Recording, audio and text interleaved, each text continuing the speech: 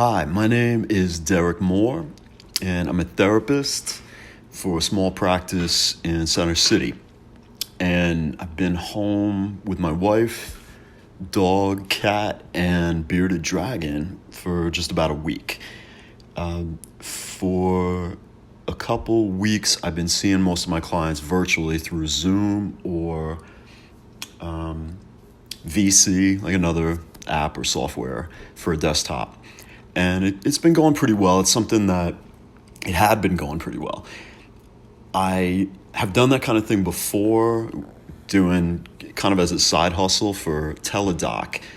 And teledoc, if you're not familiar, medical doctors can see patients, I guess, to the best of their ability, and it's convenient, and it serves a function. But in terms of therapy, it's not the greatest as far as connection goes. And, you can visually see people, you can read body language, and they can read yours. They can tell, hopefully, that you're, leaning in and that you're with them. You're creating as much of a holding environment as you can. And almost all my clients were cool with it, which felt great. I mean, that showed me that that's the kind of relationship that I cultivated with them, that despite the fact that we're not in the same room together, we can come together, we can get the same kind of work done, and I can provide the same kind of support. And we've been able to have some laughs and maintain the relationship we've established, which has been great. So up until earlier this week, when our practice decided to shut down. One of the big barriers is that CBH, Community Behavioral Health, just hasn't been processing the insurance claims for our Medicare and Medicaid folks. And rather than get into it, so I got laid off. And, our director said, no problem, you'll all get unemployment, that sort of thing. I'm not sweating it too much because my wife's working full-time from home. She's getting paid in full, as Eric B. and Rakim once said. So, we'll be able to pay our bills. We just won't be able to save up and stuff like that. We both like to cook a lot, and we're pretty stocked up. So I'm not worried about food too much. I think the main thing is I'm thinking about, I don't know. I'm just kind of in a holding pattern.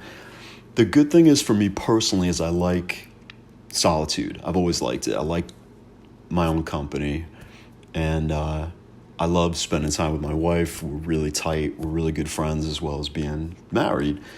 And that just being in one place with her and spending a ton of time with her 24/7 pretty much reminds me of this conversation I had with my dad when I was going through some relationship stuff in my 20s. And I asked him, how did you know about mom? That, you could be with her for such a long period of time. Because he, like me at the time, was a musician and was playing in rock bands. This was the late 60s, early 70s for him. So, he was smoking a ton of weed. He was doing a lot of acid. He was in bands and all that comes with that. He was partying, like he was being young in that era. Age of Aquarius or whatever. And he said, I love spending time with myself, and I discovered that I love spending time with your mother just as much. And that is something I never forgot, and that's what I'm really grateful for having that with my wife. Because I really do need my own time, especially since what I do for a living involves, absorbing a lot of trauma.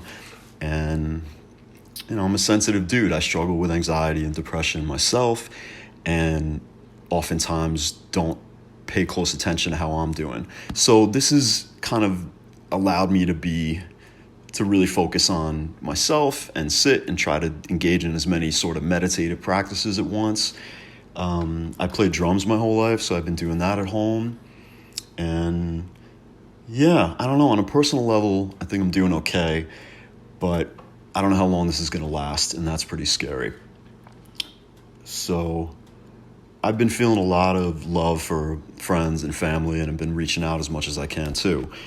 So yeah, I mean, this is obviously a very, very different situation than 9/11, say, but in terms of having a collective experience where we're all, to whatever degree, like concerned